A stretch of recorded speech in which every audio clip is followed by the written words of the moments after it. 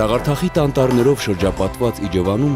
դարեր շարունակ զարգացել են փայտամշակման տարբեր ուղղություններ։ Վահե Մայլյանի նախնիները եղել են փայտագործ վարպետներ։ Առաջին անգամ Վահեն փայտե գդալ է պատրաստել, հետո հմտացել է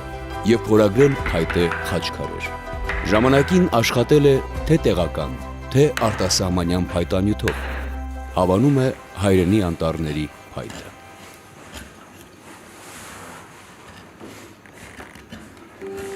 Փայտի մշակումը մեր հետ ապրելակերպ է,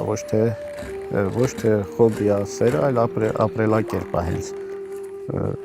Մարդիկ որ գալիս են ասում են, փայտի հետ ինչ կռիվ ես տալիս,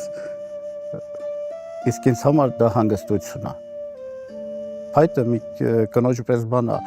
մշակելով տեղ-տեղ պետք է կոպտես, տեղ-տեղ պետք է շոյես ու հանգիստ հասնես նրան, որ քու ուզածին, որ վերջում հենց փայտը քեզ ժպտա։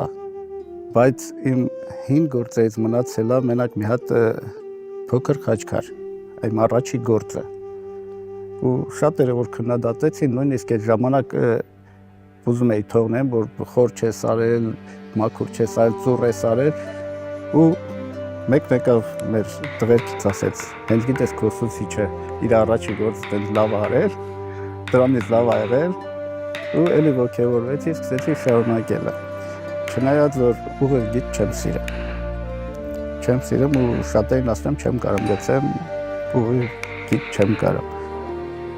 Իմ գործերը լրիվ աբստրակտ, ծուռ, բայց հինը չեմ թողում։ Հնի վրա կառուցած այդ նորն եմ մտածում։ Մեր տեղական փայտը մի քիչ ավելի հեշտ ես մշակում, հետը կարող ես զրուցես ու կարող ես ստանաս այն ինչ որ դու ես ուզում։ Իսկ այդ օտար փայտը ոնց որ քոնը չլինի։ Հիմնականում աշխատում եմ այն փայտերի հետ, որը իրանք արդեն ոչ տախտակ են, ոչ փթած են, այլ ինքը արդեն ոչ պիտանի, որ ուրիշները փորձում են վառեն և դրանից ստանում են արվեստի ստեղծագործություն։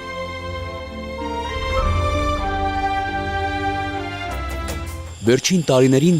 Վահե Մայլյանը փայտագործությունից բացի զբաղվում է տեղական քարի մշակմամբ։ Արվեստագետին գրավել է Իջևանի ագաթը։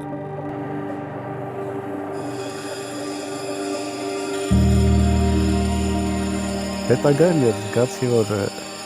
փայտը ինքն իրանով աղքատ է։ Ու ուսումնասիրել տարածաշրջանը ես տեսա, որ սովետական տարածաշրջանը ամենաճանաչված բանը ագաթները եղել են բենտոնիտի հանքը մեր Իջևանում գտներից տակ։ Ուղղակի իջևանցիները ի զարմանս ինձ չեն մշակել։ Հումքը հանել տարել ենք Երևաններ կամ ուրիշ տեղեր, որ մշակեն զարդեր ստանան։ Տեղական ագաթները ինձ զարմացրին նրանով, որ մեր սարերը էլ կան։ Այսինքն քայլարշավների ժամանակ մենք կարող ենք տուրիստների հետ հավաքենք այդ քարերը ու բերենք արվեստանոցում, մշակենք փայտի հետ, զարդեր պատրաստենք։ Ու բազմազան են տարբեր տեղեր, Ենոքավան, Գանձաքար,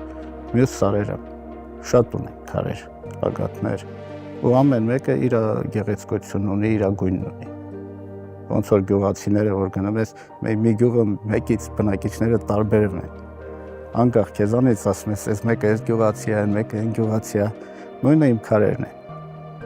Նայում եմ արդեն գիտեմ որը որտեղից կլինի, որ հանքից կլինի։